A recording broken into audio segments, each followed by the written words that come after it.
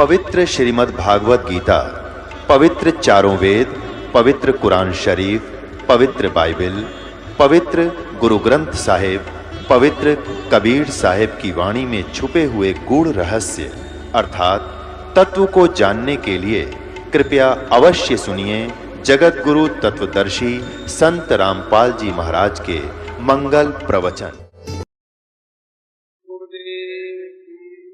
बंदी छोड़ कबीर साहेब की जय, बंदी छोड़ गरीबदास जी महाराज की जय, स्वामी रामदेवानंद जी महाराज की जय, बंदी छोड़ रामपाल जी महाराज की जय, सर्व संतों की जय, सर्व भक्तों की जय, धर्मी पुरुषों की जय, श्री छुड़ानी धाम की जय। सत साहेब गरीब नमो नमो सतपुरुष को नमस्कार गुरु के नई तो नर मुनि जन साधवा संतों सर्वसदी नई सतगुरु साहिब संत सब डंडो तुम प्रणामे आगे पीछे मध्य हुए तिनको जा कुर्बान निराकार निर्विषम काल जाल पे मंजन निर्लेपम निज नीर गुणम अगुणनुम बेसुन गुणम सोहम सुरति समापतम सकल समाना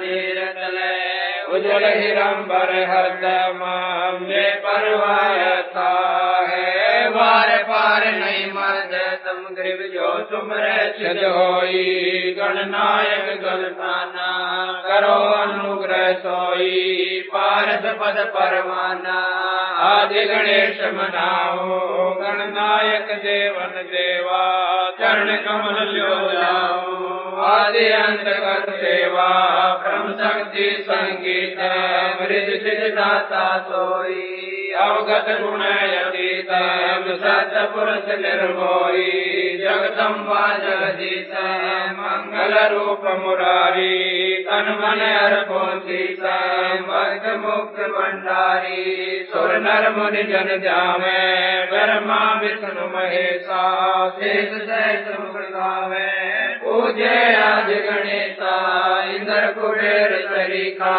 वरुण धर्म रह जावे समरथ जीवन जी का मन इच्छा फल पावे 33 कोटि अधारा जामे 88 उतरे बहुजल पारा कटे यम की फांसी 33 कोटि अधारा जामे 88 उतरे बहुजल पारा कटे यम की फांसी। हम विनती करते जी गुरु जी तेरे आगे साहब तेरे आगे हम विनती करते जी गुरु जी तेरे आगे साहब तेरे आगे साहब मेरी विनती सुनो गरीब नवाज जल की बूंद महल रचा भला बनाया साज गुरु जी तेरे आगे साहब तेरे आगे हम विनती करते जी गुरु जी तेरे आगे साहब तेरे आगे साहब मेरी विनती सुनियो अर्ज आवाज नादर पे दर करे तो पुत्र पिता को लाज गुरु जी मेरे आगे साहब तेरे आगे हम विनती करते जी गुरु जी तेरे आगे साहब तेरे आगे साहब मेरी विनती कर जोरू करता तन मन धन कुर्बान जाती जो मोहे जितार गुरु जी तेरे आगे साहब तेरे आगे हम विनती करते जी गुरु जी तेरे आगे साहब तेरे आगे मालिक मीरा मेरे बान सुन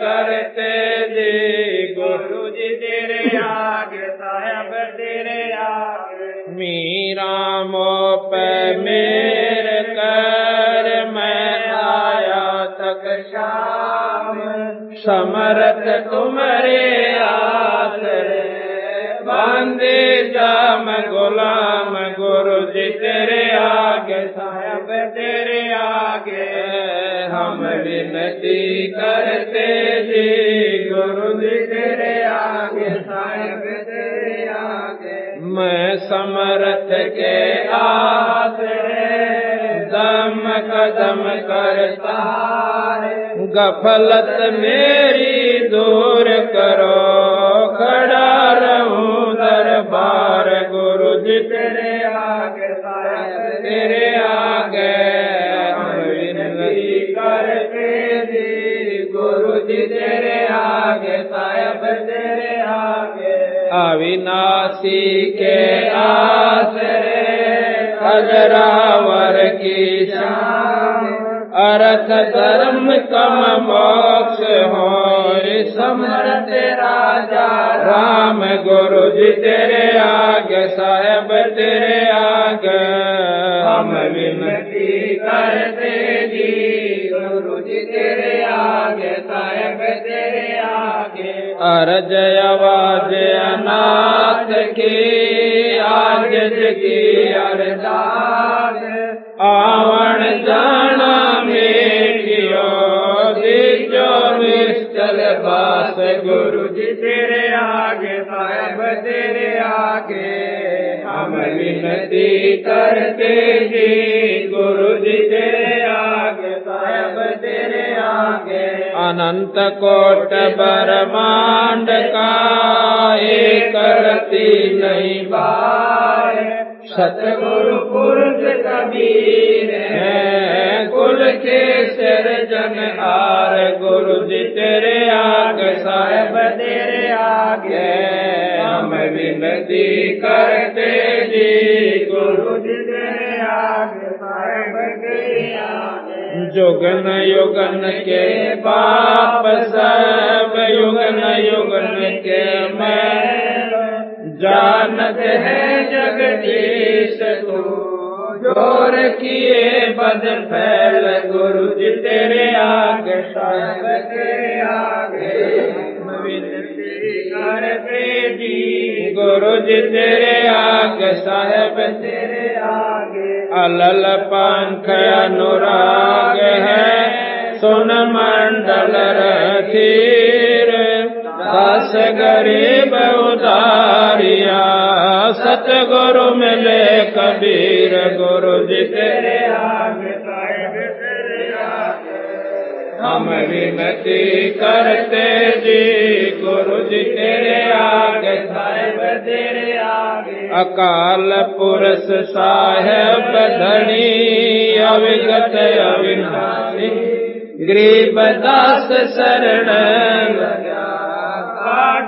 यम फांसी गुरु जी तेरे आगे साहेब तेरे आगे हम विनती करते जी गुरु जी तेरे आगे साहेब तेरे आगे अकाल पुरुष साहेब धनी अविगत अविनाशी गरीब दास शरण काटो यम फांसी गुरु जी तेरे आगे साहेब तेरे आगे हम विनती करते जी गुरु जी तेरे आगे साहेब तेरे आगे मर उया पाठ पर कास बधाई में बाटूंगी मारे होया पाठ पर कास बधाई में बाटूंगी मारे आए साहेब कबीर बधाई में बाटूंगी मारे आए साहेब कबीर बधाई में बाटूंगी मारे आए गरीब दास बधाई में बाटूंगी मारे आए गरीब दास बधाई में बाटूंगी ये अमर लोक से चल कर आए, अमर लोक से चल कर आए, भव बंधन से जीव छुड़ाए, भव बंधन से जीव छुड़ाए, दे मंत्र सतलोक पठाए, दे मंत्र सतलोक पठाए, देते नितलवास बधाई मैं बांटूंगी, हमारे होया पाठ पर कास बधाई मैं बांटूंगी, पाप पुण्य को हर दम तोलो, पाप पुण्य को हर दम तोलो, घर घर में मैं कहती डोलो, घर घर में मैं कहती डोलो, दुश्मन मीत सभी से बोलो, दुश्मन मीत सभी से बोलो, तुम करियो अमर की ख्यात बधाई मैं बांटूं, ये हमारे होया पाठ पर कास बधाई मैं बांटूंगी, हमारे भगत महात्मा आवेंगे, मारे भगत महात्मा आवेंगे, वो शब्द साहिब के गावेंगे, वो शब्द साहिब के गावेंगे, मारे भरम भूत मिट जावेंगे, मारे भरम भूत मिट जावेंगे, फिर होवे नाम विश्वास बधाई मैं बांटूंगी, हमारे होया पाठ पर कास बधाई मैं बांटूंगी, नगर निवासी सब ही आना, नगर निवासी सब ही आना, आपस के मतभेद भुलाना, आपस के मतभेद भुलाना, कोई दिन में सबको चल जाना, कोई दिन में सबको चल जाना, या झूठी जग की आस बधाई में बांटूंगी, हमारे होया पाठ पर कास बधाई में बांटूंगी, ये दुख मेटे और सुख का दाता, दुख मेटे और सुख का दाता, पूर्ण ब्रह्म है आप विधाता, पूर्ण ब्रह्म है आप विधाता, जब चावे चोला डर आता, जब चावे चोला डर आता, होया सुल्तानी कखवास बधाई मैं बांटूंगी, हमारे होया पाठ पर कास बधाई मैं बांटूंगी, काशी में केशोवन आया, काशी में केशोवन आया,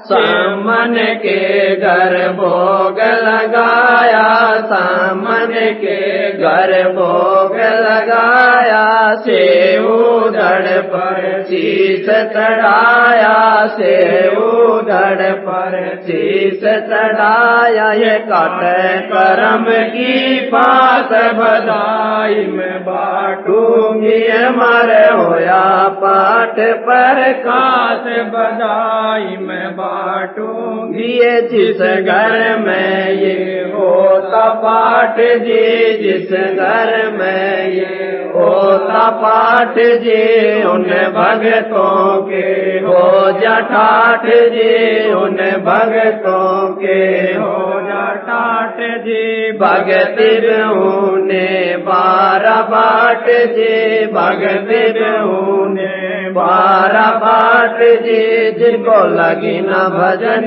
की प्यास बधाई मैं बांटूंगी, हमारे होया पाठ पर कास बधाई मैं बांटूंगी, स्वामी राम देवानंद गुण गाता है, स्वामी राम देवानंद गुण गाता है, संत राम पाल जी को समझाता है, संत राम पाल जी को समझाता है। भजन बिना नहीं सुख पाता है, भजन बिना नहीं सुख पाता है। चाहे पृथ्वीपति हो खास बधाई में बाटूंगी, हमारे होया पाठ पर खास बधाई में बाटूंगी।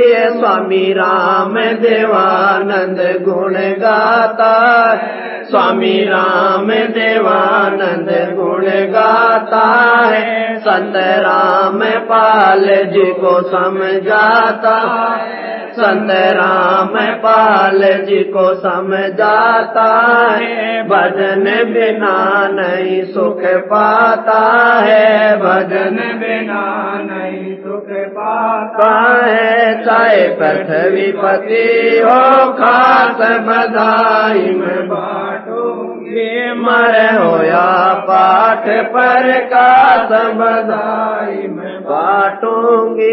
मारे आए साहेब कबीर बधाई में बाटूंगी, मारे आए साहेब कबीर बधाई में बाटूंगी। मारे आए गरीब दास बधाई में बाटूंगी, मारे आए गरीब दास बधाई में बाटूंगी।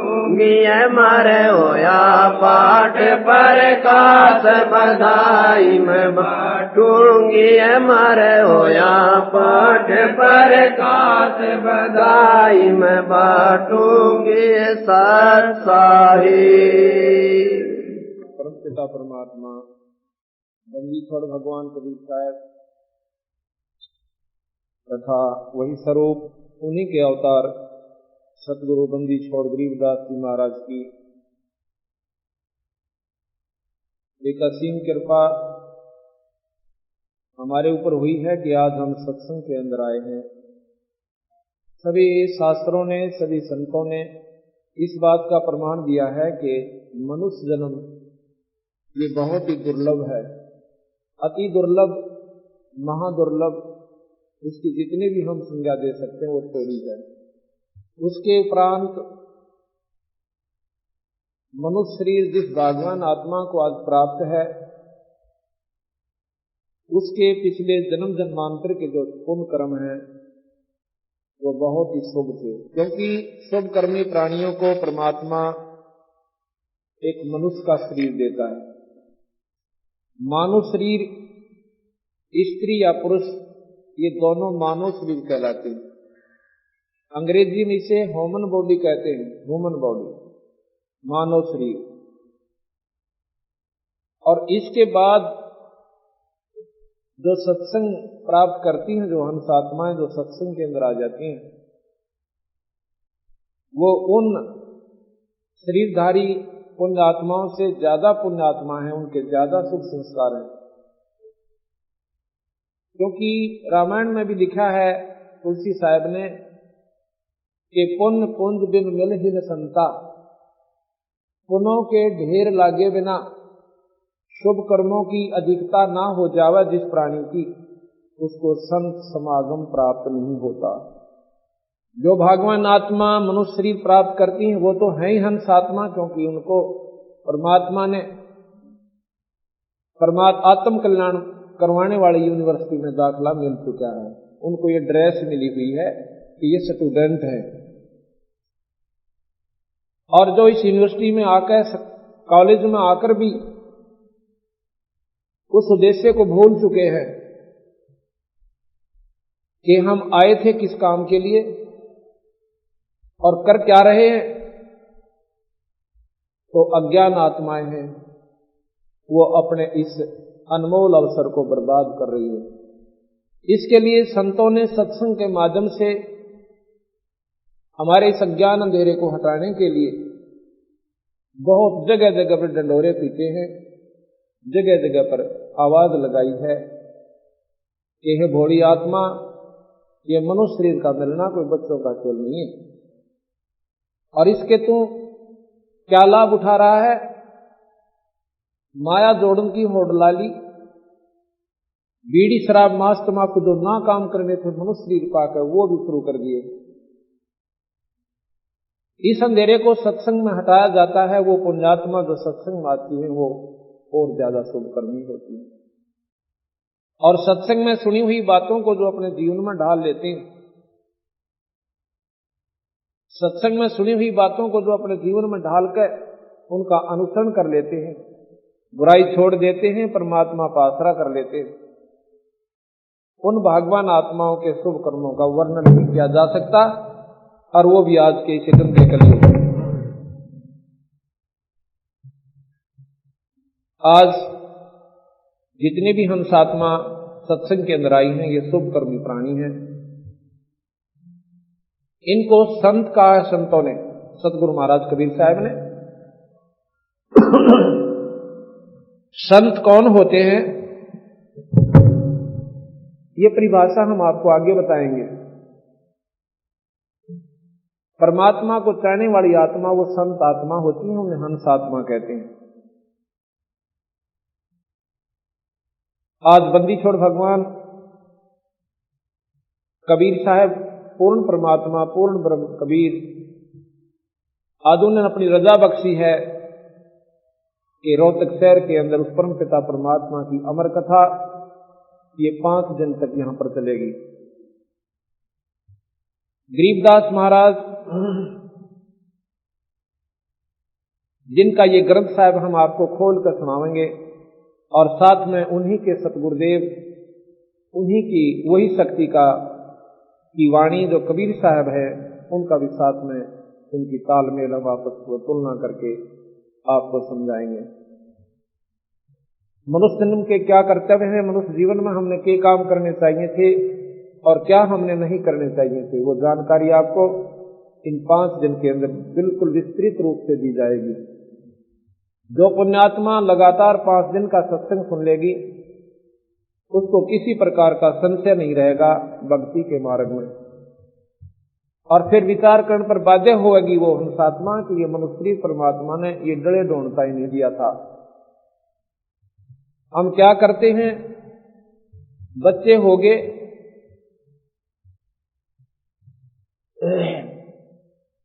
हम पहले स्कूल भेजते हैं अपने बच्चों को, उनका पालन पोषण करते हैं। प्रथम तो हमने ये चिंता की कि हमारा कोई रोजी रोटी का साधन बने।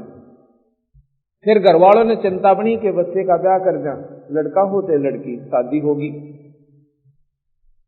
शादी के बाद बच्चे हुए और बच्चों के फिर हमने लालन और पालन के अंदर अपना तन मन धन ला दिया।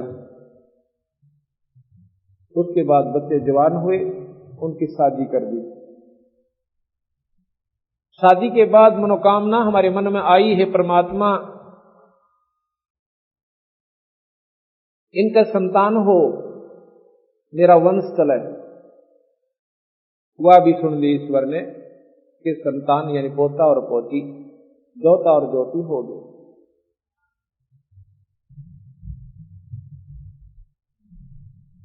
अब हमारा शरीर वृद्ध हो गया, इतना वृद्ध हो गया कि उठा और बैठा भी इच्छा अनुसार नहीं जा रहा, और अपने मन में हम फूले नहीं समा रहे कि हमारा जीवन सफल हुआ, क्योंकि मेरे 4 लड़के और 8 पोते और 6 जोते हो गए, और 4 पोती और 3 जोती। फूले समाते हैं, फूले नहीं समा रहे हैं कि वाह वाह मौज कर दी, जीवन सफल हुआ। संतों की दृष्टि से ये तो तूने निष्फल कर लिया, ये जो कुछ भी होना था तेरे संस्कार का आप पर हो रहा था, ये तो तू अपने आप में खुशी मना रहा है कि मैंने ये सब कर दिया। मां के गर्भ में जब बच्चा था बता देता कि इसमें लड़का है कि लड़की, अगर तू करने वाला है तो। जिनके संतान नहीं होती वो बना के दिखाओ संतान, उस ईश्वर की रजा बिना, अपने संस्कार के बिना। तो इसलिए संत आकर के अंधेरे ने हटावे से कि भाई जो काम करना था वो तो तने छेड़ा भी कोना, अर्थात उसकी तो शुरुआत भी ना कर पाया अनाड़ी आत्मा, और गधे और कुत्ते की जुनी पाओगा। ये इतने सफल किया ये अपना जीवन। इस प्रकार सत्संग के माध्यम से यह अंधेरा हटाया जा सके कि परमात्मा का पाना कोई मुश्किल बात नहीं है, पर उसके नियम ने माने मुश्किल है हमारे लिए, इनके लिए जिनको ज्ञान नहीं है। परमात्मा के पाने के लिए कोई घर त्याग कर जंगल में जाने की आवश्यकता नहीं बताई, किसी भी संत ने नहीं कहा, और ना ही किसी प्रकार की गुफा में बैठने की आवश्यकता, ना धोने लाने की। परमात्मा के पाने का एकमात्र साधन सभी शास्त्रों ने प्रमाण दिया है,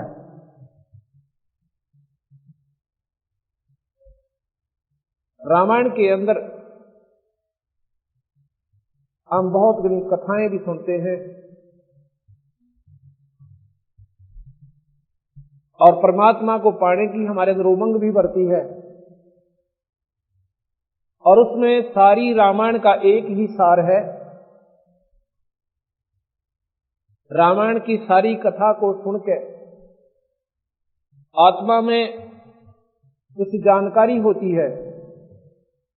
कथा के सुनने से मुक्ति आत्म कल्याण नहीं होता, कथा के सुनने से जानकारी होती है कि भाई रावण जैसे कर्म हमने नहीं करने चाहिए। अगर हमने सद्भावना अपने भाई के प्रति हो तो विभीषण जैसी होनी चाहिए। और यदि हम परमात्मा से जायदाद और संतान ही मांग रहे हैं, ये भी हमारी महा कमजोरी है। कबीर साहब कहते हैं, क्या मांगू कुछ फिर ना रहाई, और देखत नैन चला जग जाई, 1 लाख पूत 1.25 लाख नाती, आज उस रावण घर दीवान बाती। कहते हैं ये के मांगू, रावण जैसे ठाठ तो मेरे लाख जन्म में भी नहीं हो सकते, अगर मैं परमात्मा से मांगना भी शुरू कर दूं तो। 1 लाख पुत्र और 1.25 लाख रिश्तेदार, 1 लाख पूत 1.25 लाख नाती, अन्यों फिर उसका कोई दीपक लावणिया भी ना बचा, सर्वनाश को प्राप्त हुआ।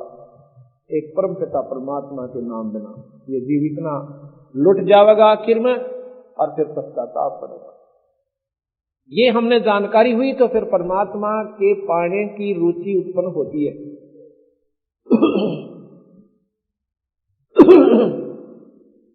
फिर हमारे मन में क्या होता है, क्या आता है कि भाई परमात्मा ने तो पाने के लिए सबके में छोड़ छाड़ के और घर त्याग कर बाहर चलना चाहिए। आड़क होनी यहां बात नहीं बन सकती। यहां तो कभी कहेंगे किसी चीज की चिंता है, या कभी कोई जाना सौदा, कभी कोई किसी का देना है, किसी का लेना है, कदे बालक बीमार हैं, कदे इनके ब्याह ना हुए, यह समस्या तो कदे भी हल ना हो। इसलिए घर त्याग कर और कितने बार जंगल में बैठ कर भजन करेंगे। कबीर साहब कहते हैं यह गलती भूल कर मत कर दिए। तो देखो उन्होंने सोचा जंगल में भगवान मिलेगा। जंगल के अंदर जो महाकष्ट आपको होगा, भगवान तो 100 कोस चला जाएगा आपसे। मच्छर खावेंगे, दांत लड़ेंगे, सांप का डर सतावेगा, कभी शेर दाड़ जाएगा तो दिल थर थर थर्रावेगा। ऊपर तो बारिश पड़ेगी, सारा बैठा बैठा कांपेगा, और सर्दी का जो पीड़ा होगी तो भगवान तो 100 कोस चला जाएगा बावड़े, इस गलती में जाकर बैठे। परमात्मा को पाना है तो इसी में पाना पड़ेगा, अपने घर में ही रह करके इसको प्राप्ति आप कर सकते हो। वो साधन क्या है कि कलयुग केवल नाम आधारा, और सुमर सुमर नर उतरो पारा। इस सारे का निचोड़ तुलसीदास जी ने एक ही श्लोक में दे दिया। अब हम पढ़ें गीता, पढ़ें हम रामायण, लेकिन इस मंत्र पर ध्यान नहीं देते। हम क्या सोचते हैं कि परमात्मा को तो वो लोग पा सकते हैं जो जंगल में दूल्हे लाए बैठे, जिन्होंने घर छोड़ दिया। सतगुरु महाराज बंदी छोड़ भगवान कहते हैं कि कभी नहीं। परमात्मा को पाने के लिए एक नाम की आवश्यकता है, और नाम के जाप बिना जीव उद्धार नहीं हो सकता। तप के करने से कोई और उपलब्धि होती है, परमात्मा प्राप्ति नहीं होती। इसलिए हमने आत्म कल्याण के बारे में आपको पूरी विस्तृत जानकारी दी जाएगी। संत की परिभाषा क्या होती है, साधु किसे कहते हैं?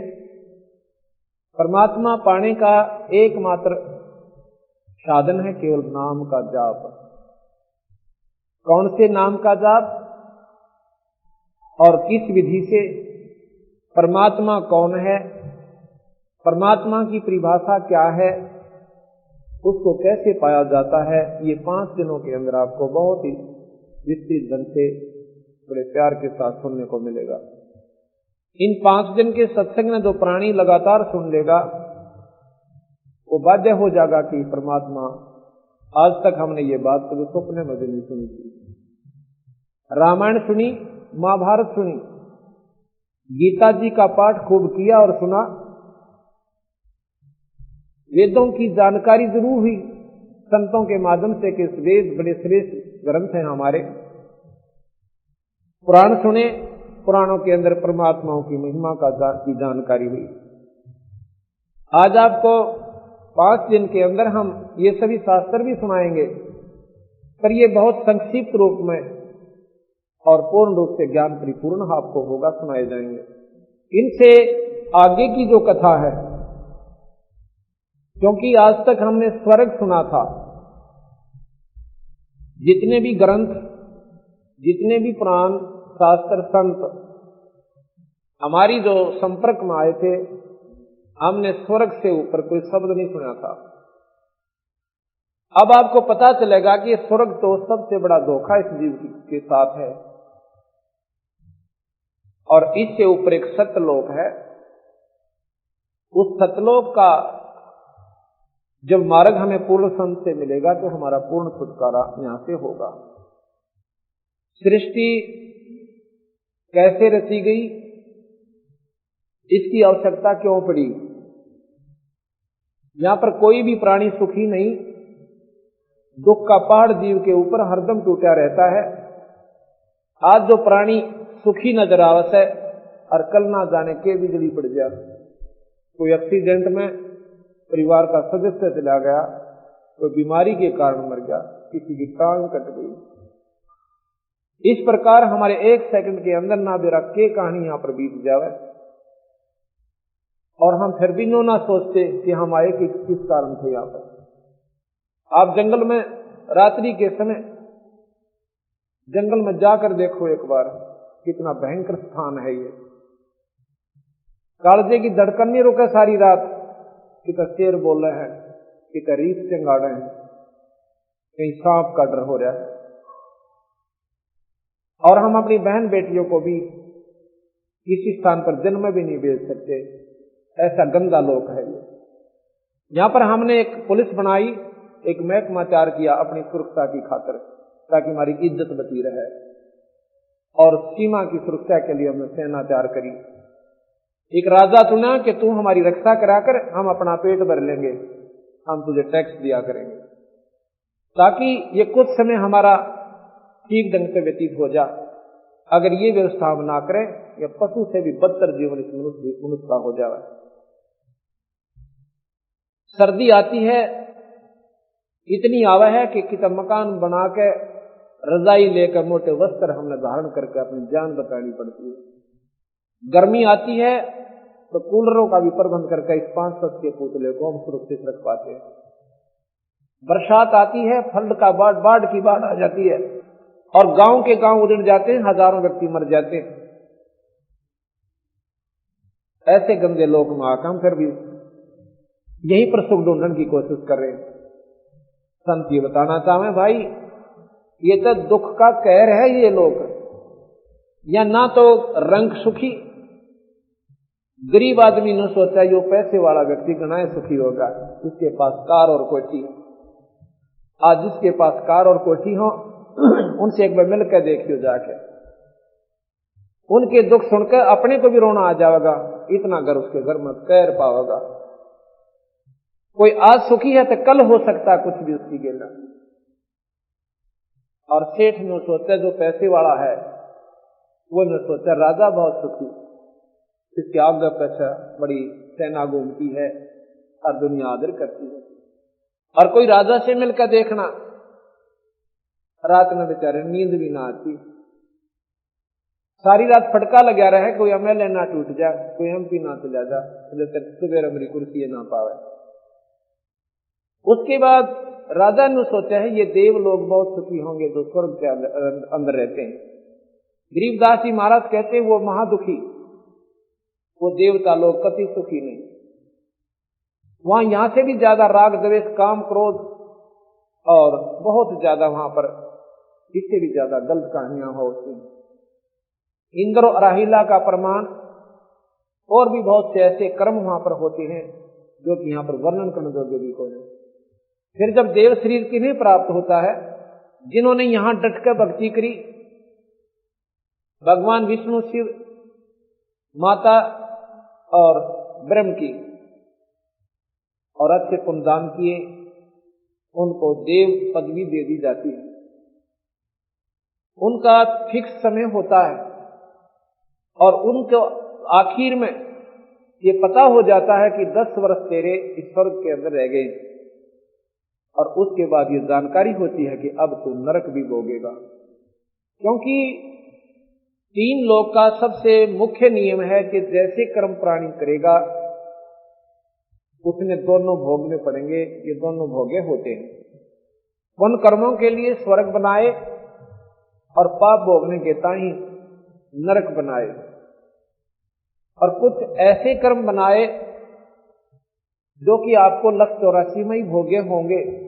ये कर्म ना स्वर्ग में आपको भोगने और ना ही नरक में, इनका भुगतान आपने इस मृत मंडल के कुएं में, इस जेरे में, इस कैद में काटने होंगे। जब देवता लोगों को पता चलता है कि मेरे 10 वर्ष बकाया हैं, उनका भोजन छूट जाता है, नींद आनी बंद हो जाती है। उनको ये मृत मंडल के कहर दिखाई देते हैं कि कुत्ते और कुतिया बनकर धक्के खाए थे, कभी सूर और सूरी बनकर हम तंग पाए थे। ये परमात्मा अब ना जाने हमारे से कोई शुभ कर्म बन पाओगा भी कि नहीं बन पाओगा। ये कोई समय होता है जिसमें मनुष्य शरीर हो, संतों के दर्शन हो, परमात्मा का नाम मिल जाए। ये बार बार ये तीनों नंबर नहीं मिला करते। इसी प्रकार जो देवलोग स्वर्ग में रहते हैं, जो दूसरे व्यक्ति जो स्वर्ग में अपना स्वर्ग भोगने के लिए गए, उनका तो कहना है कि ऐसे बेचारे कोई 10 वर्ष की खातिर गए, कोई 5 वर्ष के लिए गए। और यहां पर के कर्म है कि पाप ज्यादा बनते हैं और पुण्य बने थोड़े।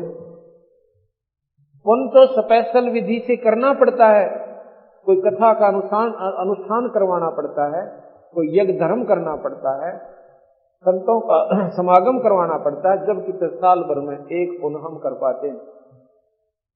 और पाप यहाँ पर पृथ्वी ऊपर पगजो धारे और करोड़ जीव एक जन्म में मारे। कितने मोटे क्रम हमारे ऊपर आप पर बनते रहते।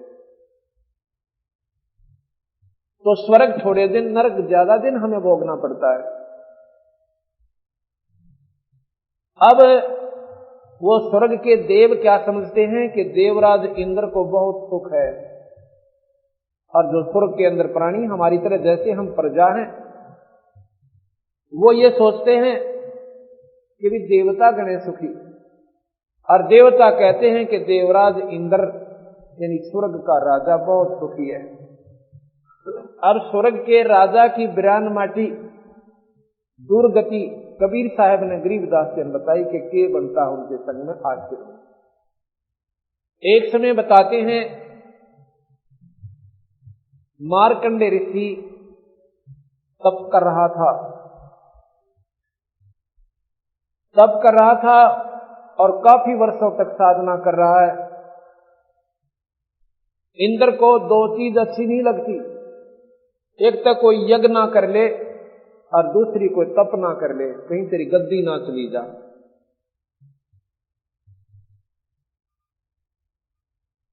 अलकारे छूटे रहते हैं। जैसे विश्वामित्र ने तप किया था लेकिन इंद्र ने नहीं सुहाया, उर्वशी भेज दी और उर्वशी ने जाकर उसके तप को खंड करके शादी कर ली। शादी करके एक लड़की होने के बाद विश्वामित्र के गोड्डा में वह लड़की छोड़कर चली जाती है। विश्वामित्र के तप को उसने खंड कर दिया, क्योंकि इंद्र ने यह बात कभी नहीं अच्छी लगती कोई तेरे राज को प्राप्त ना कर ले।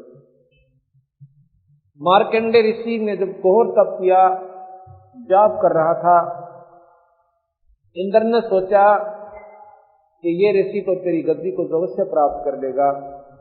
उसने अपनी इंद्राणी भेज दी कि ये ऋषि किसी और के बस का नहीं है, तुम जाकर के इसका काम बिगाड़ सकती है।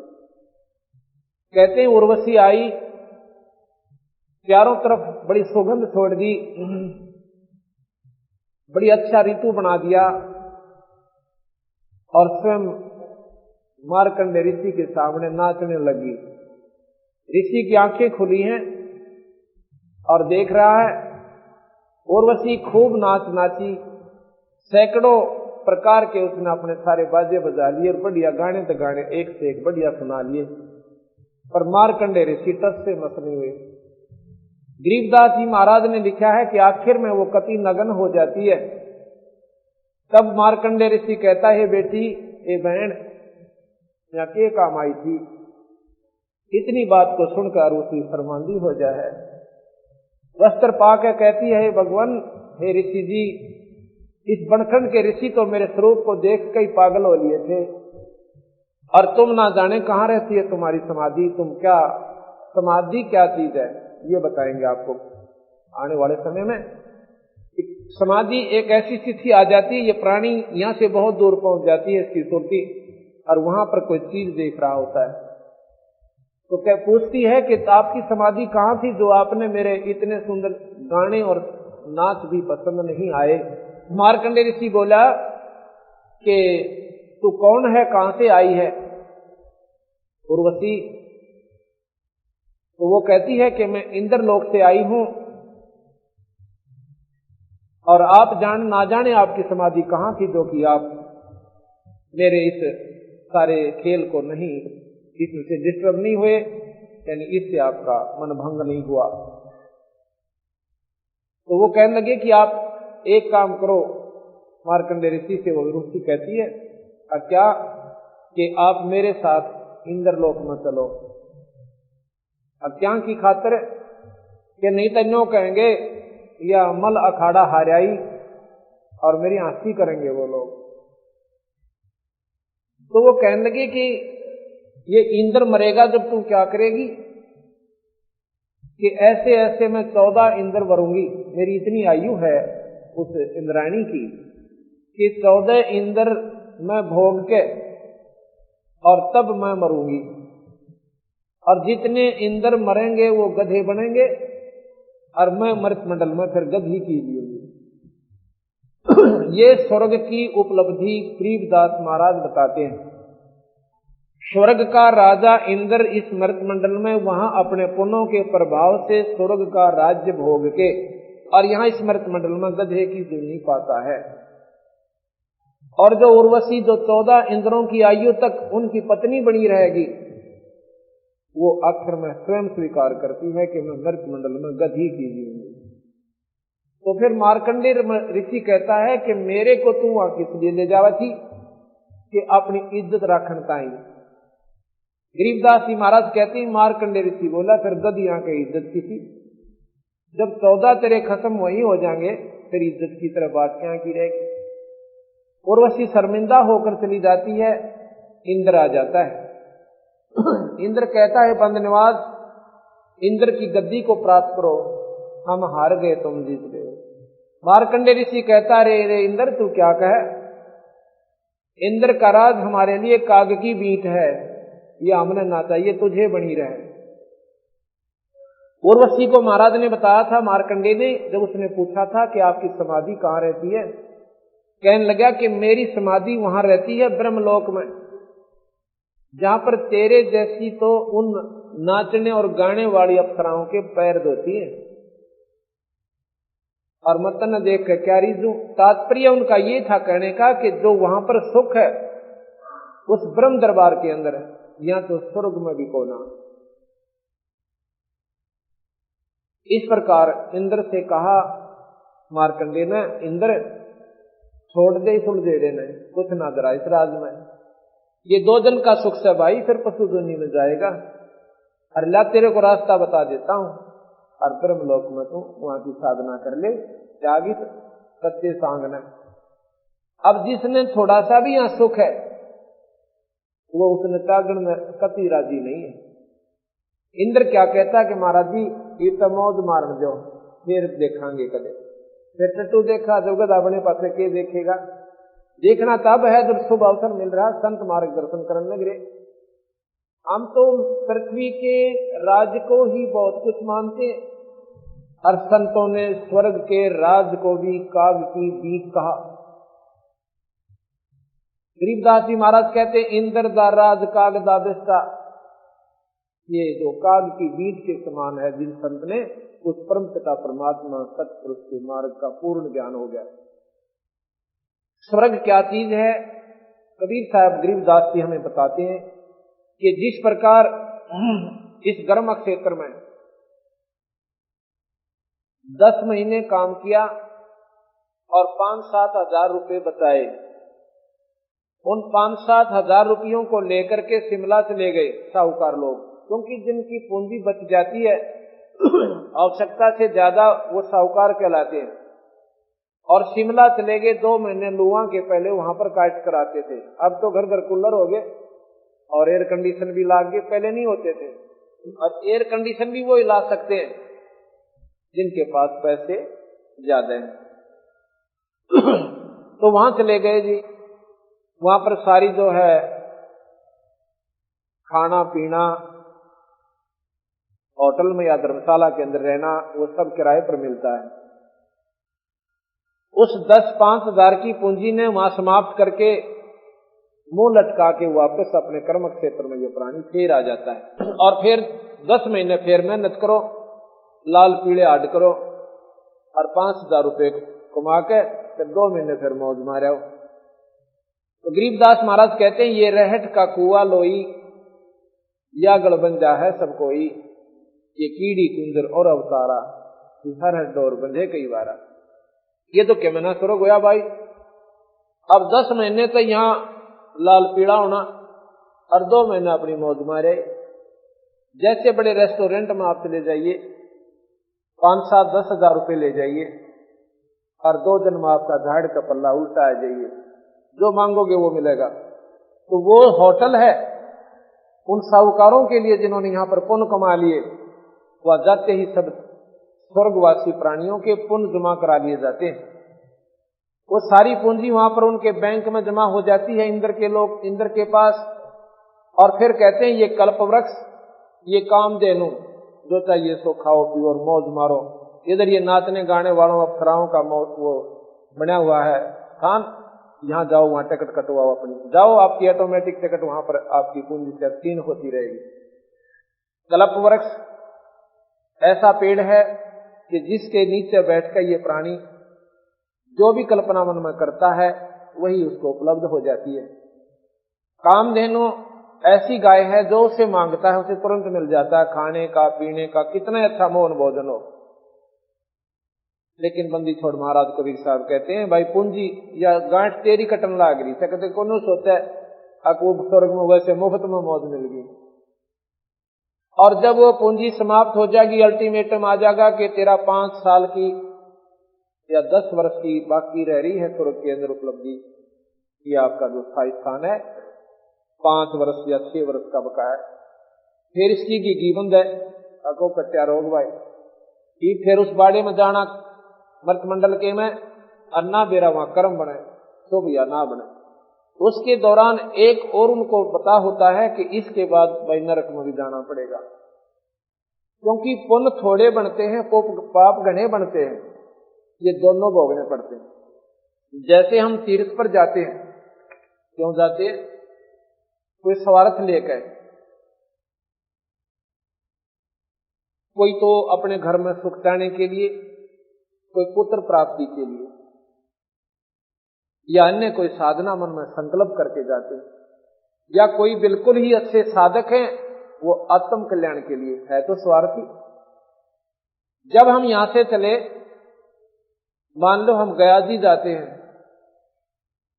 यहां से हजारों किलोमीटर दूर हम पैदल जाएं, बस से जाएं या अपनी गाड़ी ले जाएं, हम चले अपने स्वार्थ के ताई, और वो जीव जंतु कीड़े और मकोड़े चींटी वो अपने बच्चों की खातिर भोजन लेने के लिए अपने घर से निकले, और हमने उनको बड़े अच्छे प्रेम के साथ या तो पैरां तले मार दिया या गाड़ी के पहिया तले कुचल दिया, और अपने स्वार्थ की खातिर हम जा रहे हैं।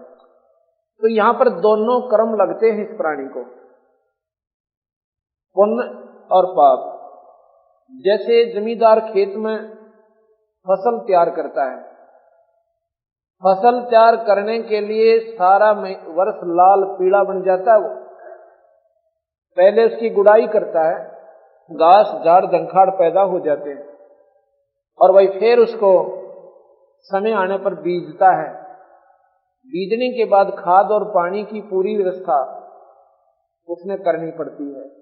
पो के महीने में, जनवरी के महीने में, और खेत में पानी का वार हो जाता है, नंबर आ जाता है, रात्रि का समय हो और जनवरी का महीना हो, वो जमींदार अपनी फसल की तैयार करने के लिए, पानी देने के लिए उस जमीन में रात को भी जाता है। उस समय हमारे को मकान के अंदर रजाई का प्रयोग करना पड़ता है और हीटर की भी आवश्यकता पड़ जाती है। उस समय वो जमींदार अपने गोड्या ताई धोती संगवा कर अरपो के महीने में और रात के समय में और गोड्डे पानी में जाकर खड़ा हो जाता है, और जब जाकर के कितने उसको फसल प्राप्त होती है, इतनी मेहनत करके और इतना पैसा पहले लगा के जब उसको वो फसल उपलब्ध होती है, और अगर वो उस खेत में बोआ बाई ना करे तो उसमें झाड़ जंखाड़ा पग गया होंगे, वह खेत दिखाई भी कोई ना दे। इसी प्रकार पुण्य करने के लिए हमने 2 पैसे धर्म पर लगाने पड़ेंगे, संतों से प्रार्थना करनी पड़ेगी, हमारे घर पर दर्शन देना भगवान, उनकी सेवा करनी पड़ेगी, उन फिर धर्म के ऊपर पैसा लगाना पड़ेगा, जब जाके आपका पुण्य बना और पाप बन गया आप पर। इसी प्रकार आप तीर्थ को चले पुण्य कमान के ताई।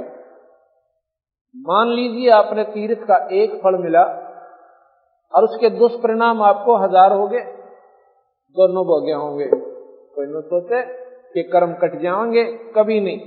भगवान राम ने बाली को मारा था त्रेता युग में, और द्वापर युग में वही भगवान विष्णु कृष्ण बनकर आए और उस बाली के मारे हुए का बदला द्वापर युग में देना पड़ा। क्यों मारा? अपने स्वार्थवश बाली को मारा था, क्योंकि सुग्रीव से उन्हें सहायता लेनी थी। तो ऐसे किए हुए पाप जब भगवान ना न भोगने पड़े तो आम जीव कैसे बच सकता है? कोई बहका रहा हो कि ये मंत्र जाप कर ले, इससे ये पाप कट जाएंगे। जब जिस भगवान का हम मंत्र जाप करें उस भगवान ने स्वयं भोगना पड़ा, या गलती मत करना महाराज कहते हैं कबीर साहब। इस प्रकार इन बातों से हमें जानकारी होगी कि भाई ये स्वर्ग भी फेल, और कर्म कटे बिना जीव का छुटकारा होना, और कर्म यहां कट नहीं सकते। कैसे नहीं कर सकते? हम किसका जाप करते हैं? भगवान विष्णु या शिव का। ओम मंत्र जाप करते हैं भगवान निरंजन का। इन मंत्रों से कर्म नहीं कटे, आपके शुभ कर्म बढ़ जाएंगे और पाप न्यो के न्यो रहेंगे, आपने दोनों भोगने पड़ेंगे, ऐसा महाराज ने बताया। तो अब हम आपको गरीबदास महाराज की वाणी का पहले उच्चारण करेंगे और फिर धीरे धीरे आपको ऐसे स्थान पर लाकर छोड़ेंगे कि आप जो आज तक ना सुनी थी उन कथाओं को सुनकर एक बार तो हो सकता मन यो थोड़ा सा डगमग होगा, पर गुंजाइश नहीं रहेगी इसको डगमग होने की अगर ध्यान से सुनोगे तो। अगर ध्यान से नहीं सुनोगे तो डगमग हो रहा है, इसने करना कुछ को ना, और ना इस प्राणी तय करने देना, उल्टे काम में राजी होकर करे और सुलटे पर ला दे, 36 8 बना कर बैठ जाएगा। अगर नहीं और बुरे कर्म मनमाने 100 कोस पर जाकर कर आवे और शुभ काम के लिए पड़ोस में सत्संग सुनने ना आवे। जब नो कहेगा सो जाने के रक्षा सत्संग में, रात में देर तो आया था, थक गया था, सुबह जल्दी उठना है, रात में जाग गया तो बुखार बन जाएगा। और बंदी छोड़ कहते हैं गधा बने पाछा, फिर ना तो 1 मिनट की फुर्सत मिले, सुबह जोड़ेगा कुम्हार और 50 फुट के पुजाए पाप में चढ़ना पड़ेगा, नीचे ते कचीट ले जाएगा और ऊपर जानते उन तार से पक्की भर देगा, फिर करना रेस्ट वहां पर। परमात्मा के नाम में तो रेस्ट हो गया और उल्टे काम कितने कर ले। एक पड़ोसी आकर कह दे चल फलानी जगह सिनेमा देख का आऊंगा, रिश्तेदार आ जा, फिर वो आलस भी खत्म और फिर आरण की भी डर को ना, उसके गेल मन वहां जा खड़ा होगा। तो ये मन पक्का हमारा दुश्मन है, ये स्वयं निरंजन है, ये काल है, शुभ कर्म पर जीवन नहीं लगने देता और बुरे कर्म इस पर कितने करवा ले कभी हार नहीं मानता। दारू पीवे सत्यानाश कर लेते हैं घर का, फिर भी हरकत नहीं मानते। राम के नाम पर धर्म के काम पर 2 दिन आ जाएंगे, तीसरे दिन कहेंगे वास्ता टाड़ा कर दी। क्यों कर दी? तुमने नहीं कर दी, वो पाप कर्म अट गया आपके सामने। तुलसी पिछले पाप ते हरिचर्चा ना भावे, भाई जैसे जोर के बेगते या भूख विदा हो जाए। बीमार आदमी ने जिस प्रकार भोजन अच्छा नहीं लगता, जबकि 3-3 बार खाया करता रुचि से, अब जितनी बार भी खाता था उससे भी ज्यादा बढ़िया भूख लगा करती, और आज वो नहीं खा रहा, एक टूक भी नहीं अंदर जा रहा और किशमिश को भी नोका है ये कड़वी लगे, तो उसको बुखार का प्रभाव बहुत ज्यादा हो लिया। इसी प्रकार जिन प्राणियों के ऊपर पाप कर्म ज्यादा प्रभावी होते हैं, उनमें ये राम नाम की मनुखादा नीम जैसी कड़वी लगती है। और जिन प्राणियों का ये बुखार उतर लिया, पाप कर्म हल्के हो गए, वो सत्संग को सुनने के लिए 50 किलोमीटर चले जाते हैं, क्योंकि उनको वो इतनी मीठी लागे, क्योंकि मीठी तो वो पहले भी थी, पर वो हमारे पाप कर्म इनको मीठी लगन नहीं दे रहे थे, अच्छी नहीं लग रही थी। जिस प्रकार बीमार आदमी ने मनुखा दाख में कहता है कि दर्दे मैं नहीं खा सकता, मुझे नहीं अच्छी लगती, क्या मनुखा दाख अच्छी नहीं लग सकती? पर वो झूठ वो भी नहीं बोल रहा, वो ठीक कहता है कि भाई मेरे बस का नहीं, मैं नहीं खा सकता। लेकिन उसका इलाज क्या है कि कैप्सूल खाओ, उससे भी कड़वे, और जब बीमारी काटेंगे। अब हम गाने गान लाग जाए, तुम सारे राजी हो जाओगे, 20 साल और बुला के लाओगे और नाचन लाग जाएंगे तो सब देश इकट्ठा हो जाएगा, और ये कड़वी कड़वे कैप्सूल दूंगा तक 2.5 आदमी आओगे, और इनके खाए बनाइए पाप नहीं कटे। कबीर साहब कहते नाचे गाए किने ना मिलिया, जिन मिलिया तिन रोए। सत्संग सुनेंगे और ये कड़वी कड़वी बात जाके अंदर हमारे दवाई का काम करेंगी, ये आत्मा फूट फूट कर रोएगी परमात्मा के लिए, ये कड़क उठेगी, जब जाकर के भक्ति प्रवेश होगी। आदि पुराण गरीबदास महाराज ये कभी अनपढ़ थे, पहले थोड़ा सा विवरण इनके बारे में दे देता हूं। गरीबदास महाराज छुडानी में हुए। छुडानी एक छोटा सा गांव है, पहले जज्जर तहसील हुआ करती थी, अब जिला हो गया। अब झज्जर जिले में छुडानी एक छोटा सा गांव है, उसमें गरीबदास महाराज नाम के एक पूर्ण परमात्मा सत्पुरुष अनंत कोटि ब्रह्मांड के भगवान के अवतार हुए। जैसे 3 लोक के परमात्मा विष्णु जी के अवतार भगवान रामचंद्र जी और भगवान कृष्ण आए, इसी प्रकार उस पूर्ण ब्रह्म परमात्मा अनंत कोटि ब्रह्मांड के भगवान के अवतार सतलोक से कबीर साहब और वही शक्ति दोबारा गरीबदास रूप में आई। गरीबदास जैसे हमने जात की फीत ला रखी है, वैसे तो भगवान के दरबार में जात नहीं है, एक जात से हमारी मनुष्य जाति है, हमारी मानव जाति।